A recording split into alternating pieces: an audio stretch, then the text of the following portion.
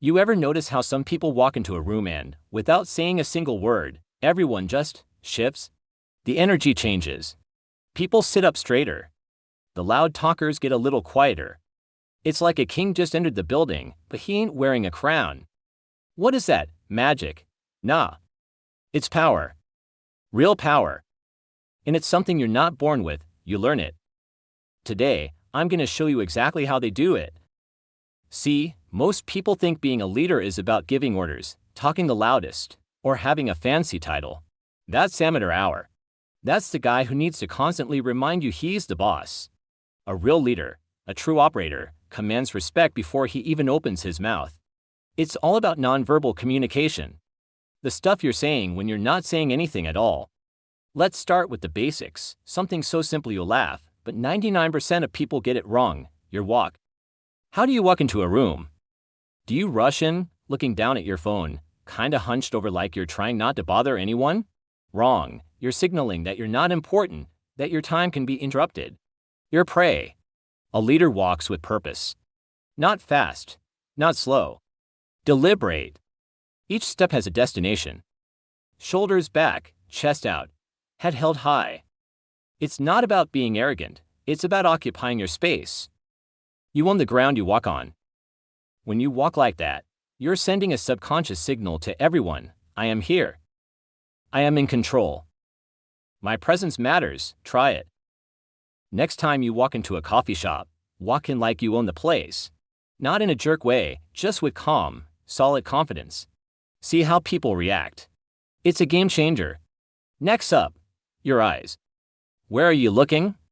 The eyes are the windows to the soul, right? Cheesy, but true. People who can't hold eye contact are seen as weak, untrustworthy, or scared. You need to master the art of the gaze. When you're talking to someone, you look them in the eye. Not in a creepy, staring contest way. It's a calm, steady gaze. It says, I see you. I'm listening to you. And I am not intimidated by you. When you're in a group, don't just lock on to one person. Let your gaze drift calmly from person to person. Acknowledge everyone. You're the conductor of the orchestra, and you need to see all your musicians. This makes people feel included and respected, and it puts you at the center of the dynamic, naturally. You're the focal point. And here's a little trick the real pros use. When you're making a powerful point, you hold eye contact for just a second longer than is comfortable. Just a beat. It drives the point home and subconsciously asserts your dominance. It's subtle, but it's a nuke. Now, let's talk about silence. Most people are terrified of silence. They feel the need to fill every empty space with chatter, with noise, with nonsense. Why? Because silence makes them uncomfortable. It makes them feel insecure. A leader understands that silence is a tool. It's a weapon. When you ask a question and someone gives you a weak answer, what do? Do you jump in and say, well, what about this? No, you just stay quiet. You look at them with that calm, steady gaze we talked about, and you wait. The silence becomes a vacuum, and they will rush to fill it. They'll start talking, explaining, giving you more information, revealing things they didn't intend to. They'll negotiate against themselves. By saying nothing, you control the entire conversation. Silence is power. It shows you're comfortable, you're patient, and you're not desperate for an answer. You're in control of the tempo. If you're finding any of this useful, and you want to learn how to really take control of your life and the situations you're in, do yourself a favor and hit that subscribe button. We're just scratching the surface here, and the stuff I share is not for the faint of heart. It's for people who are tired of being pushed around. So join the crew. All right, back to business. Your posture. Sit down for a second. How are you sitting? Are you slumped over, making yourself small?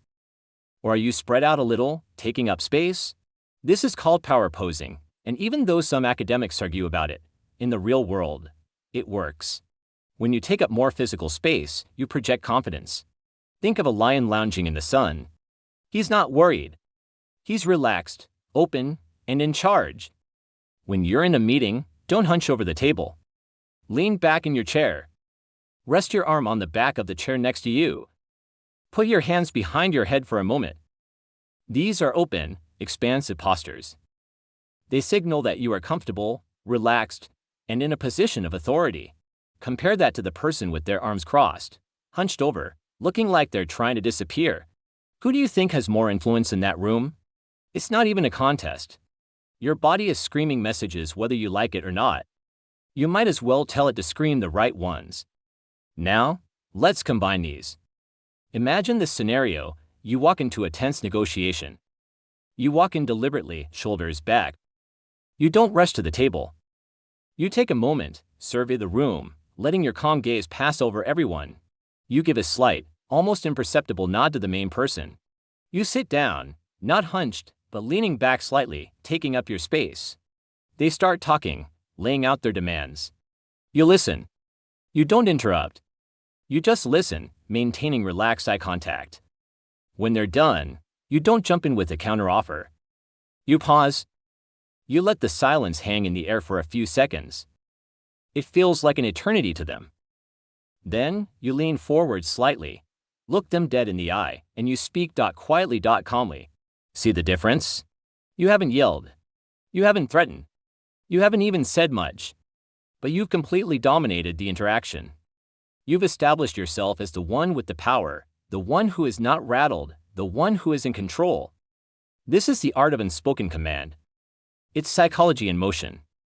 It's also about how you use your hands. People who are nervous fidget. They tap their fingers, they play with a pen, they touch their face. These are all tells. They leak your anxiety. A leader's hands are calm. When you're speaking, use your hands for deliberate gestures to emphasize your points. Don't just let them flap around. When you're listening, rest them calmly on the table or on your lap. Stillness projects control. Think about it. In all those old gangster movies, who's the Don? Is he the loud-mouthed guy waving his arms around? No. He's the old man sitting quietly in the corner, sipping an espresso. He says very little. But when he moves a finger, or raises an eyebrow, everyone jumps. His power isn't in his volume, it's in his presence, his stillness, his control over himself and, therefore, over the environment.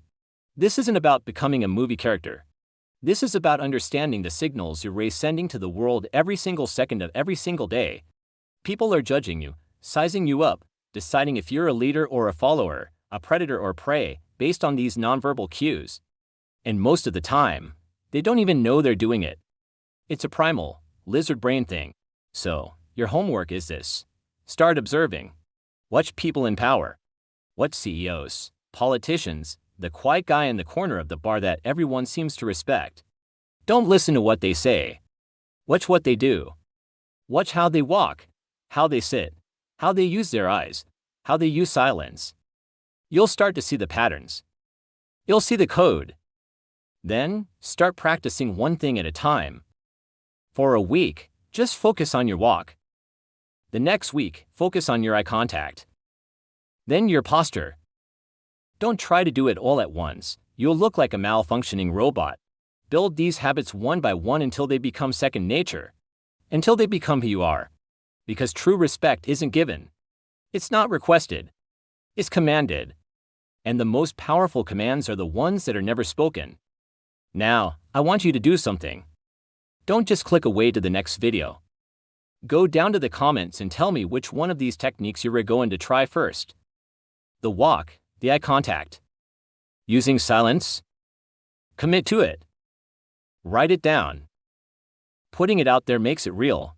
I'll be reading through them because I want to see who's serious about making a change. Then, stick around and watch the next video I've got queued up for you.